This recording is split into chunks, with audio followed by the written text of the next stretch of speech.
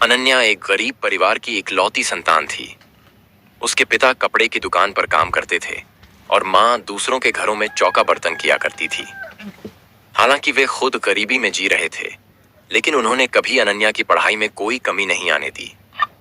वे चाहते थे कि उनकी बेटी पढ़ लिख कर एक सफल इंसान बने और गरीबी का दंश उसे न झेलना पड़े। अनन्या भी बहुत समझदार और मेहनती लड़की थी।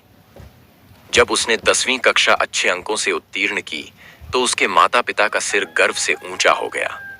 उन्होंने कस्बे के इंटर कॉलेज में उसका दाखिला करवा दिया और बड़ी मुश्किल से पैसे जोड़कर उसके लिए एक पुरानी साइकिल खरीद दी।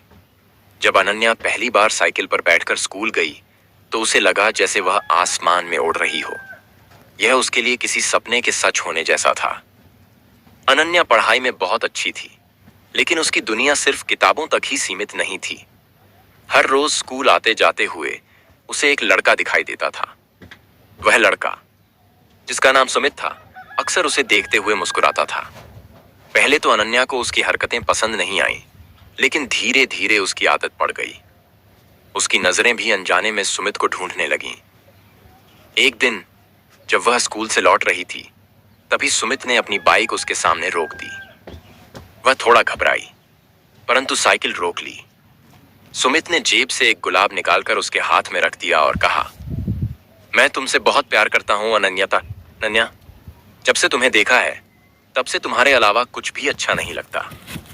अनन्या पहले तो सकपका गई, लेकिन सुमित की आंखों में सच्चाई देखकर उसने चुपचाप सिर झुका लिया और शर्माते हुए वहां से चली गई।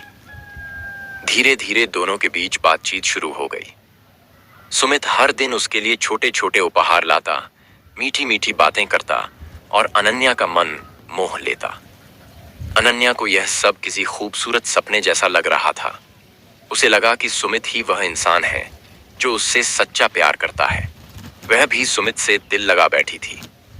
कुछ समय बाद एक दिन सुमित ने अनन्या से कहा, चलो कहीं घूमे चलते हैं कि आ रहते ही। पहले तो अनन्या ने मना कर दिया, लेकिन सुमित के बार बार कहने और प्यार भरी बातें करने के बाद वह मान गई। तय दिन पर वह उस जगह पहुंच गई जहां सुमित ने बुलाया था। सुमित उसे अपनी बाइक पर बिठाकर एक सुनसान नदी के किनारे ले गया। वहां का नजारा बहुत खूबसूरत था। बहती हुई नदी, ठंडी हवा और सुमित का साथ। अनन्या को यह पल किसी सपने जैसा लग रहा था। वे दोनों घास पर बैठकर बातें करने लगे। सुमित ने उसे पास खींच लिया और उसके चेहरे को सहलाने लगा। अनन्या ने कभी इस बारे में नहीं सोचा था, लेकिन वह सुमित पर पूरी तरह विश्वास कर चुकी थी। वह समझ नहीं पाई कि सुमित के इरादे क्या हैं। उस दिन उसने अपना सब कुछ सुमित को सौंप दिया। उसे लगा कि यह प्रेम की सबसे ऊंची मंजिल है, लेकिन उसे नहीं पता था कि यह उसकी सबसे बड़ी भूल थी। कुछ ही देर बाद अचानक वहां 3 अजनबी लड़के आ पहुंचे। अनन्या घबरा गई। उसने सुमित की ओर देखा, लेकिन वह न तो डरा हुआ था और न ही परेशान, बल्कि वह तो हंस रहा था।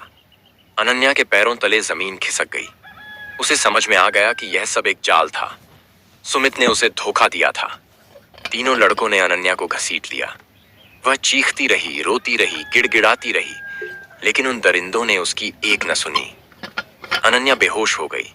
जब उसे होश आया तो चारों ओर अंधेरा था। शरीर दर्द से कराह रहा था। कपड़े अस्त व्यस्त थे। आंखों के आगे सब कुछ धुंधला था। उसके सपने चकनाचूर हो चुके थे। वह किसी तरह घिसटती हुई नदी के किनारे पहुंची। उसके मन में हजारों सवाल थे। मैंने सुमित पर भरोसा क्यों किया? मैंने उसके साथ आने का फैसला क्यों किया? अब मैं घर कैसे जाऊंगी? माँ बाप को क्या बताऊंगी? उसकी आंखों से आंसू बह रहे थे। उसने एक बार फिर अपने गरीब माता पिता को याद किया, जो दिन रात मेहनत करके उसे पढ़ा रहे थे।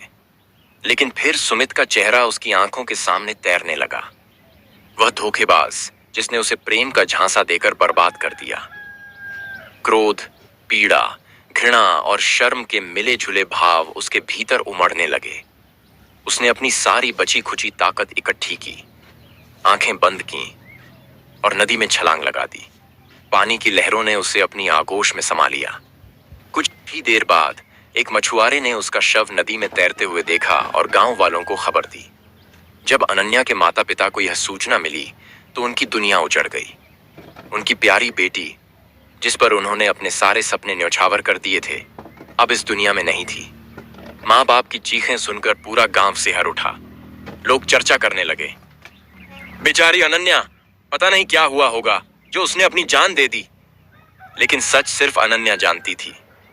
अनन्या चली गई, परंतु जाते जाते एक सीख दे गई। प्यार में आंखें बंद करके भरोसा मत करो। किसी की मीठी बातों में आकर अपनी इज्जत और आत्मसम्मान को दांव पर मत लगाओ।